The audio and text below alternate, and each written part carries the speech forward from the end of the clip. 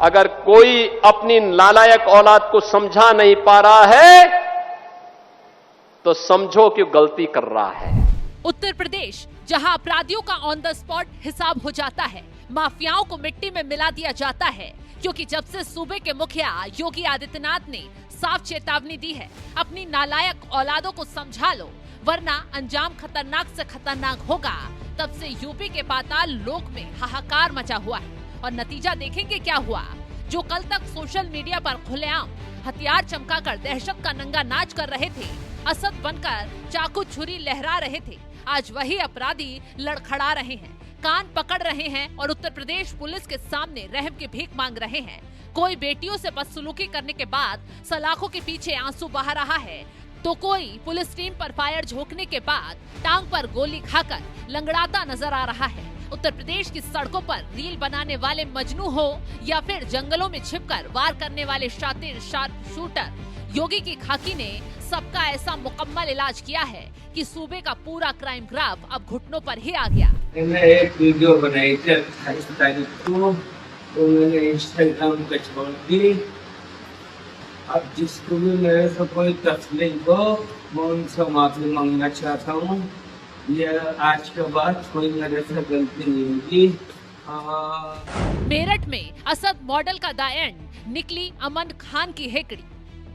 मेरठ की सरजमी पर कानून को खुली चुनौती देने वाले एक नए नवेले अपराधी का शुरूर 24 घंटे के भीतर ऐसा उतरा, उसकी 7 पुश्ते अब जुर्म का रास्ता चुनने से पहले 1000 बार कांपेंगी। दरअसल सोशल मीडिया के वर्चुअल वर्ल्ड को अपनी जागीर समझने वाले अमन खान नाम के एक सिरफिरे लड़के ने दोनों हाथों में चमचमाते हुए चाकू लहराकर एक रील पोस्ट की, जिसने यूपी पुलिस के खुफिया तंत्र को फौरन एक्टिव कर दिया। ये महज एक वीडियो नहीं था, बल्कि गाजियाबाद के खोड़ा इलाके में ठोके गए अपराधी असद के मॉडल को दोबारा जिंदा करने और पश्चिम उत्तर प्रदेश में सांप्रदायिक सौहार्द को आग लगाने की एक सोची समझी खौफनाक साजिश थी। अमन खान चाकुओं का रौब दिखाकर समाज में दहशत फैलाना चाहता था और धार्मिक भावनाओं को भड़काकर खुद को डॉन साबित करने की फिराक में था, लेकिन उसे शायद अंदाजा नहीं था कि सूबे में योगी आदित्यनाथ की सरकार है, जहां खाकी का इकबाल सबसे ऊपर चलता है।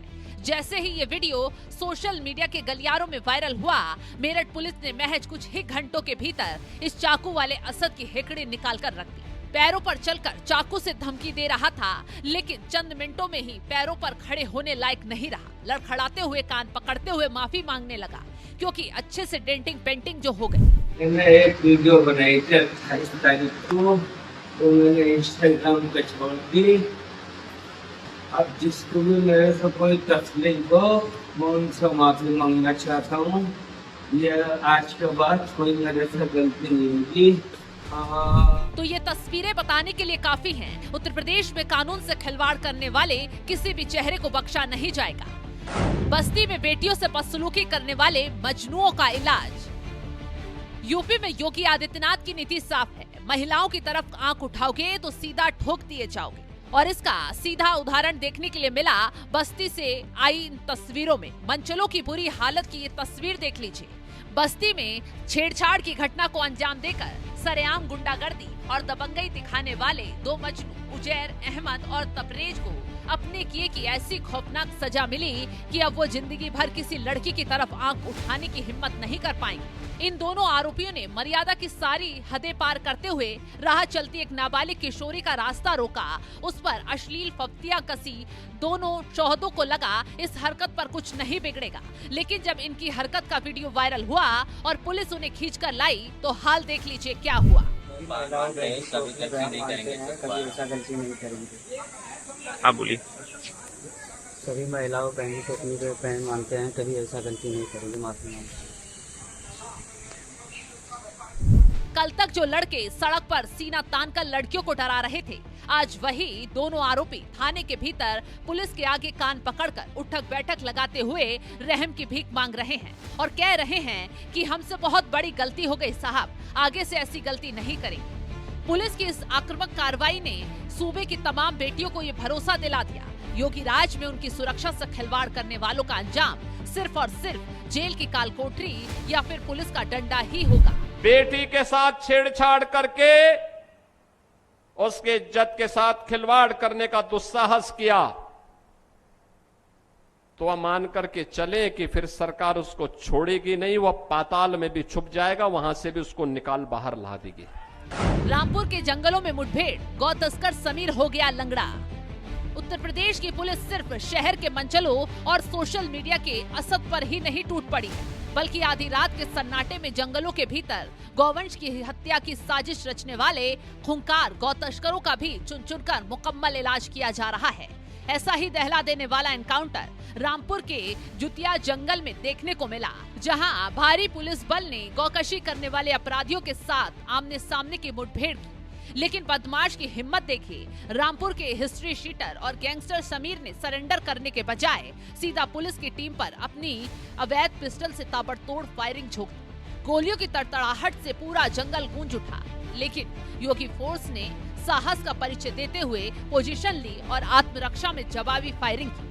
पुलिस की तरफ से चली सटीक गोली सीधे गौ तस्कर समीर के पैर में जा लगी, जिससे वो चीखते हुए जमीन पर गिर पड़ा। जो कुछ वक्त पहले अकड़ दिखा रहा था, पुलिस पर फायरिंग कर चुनौती देता नजर आ रहा था, अब वो पैरों पर चलने लायक नहीं रहा।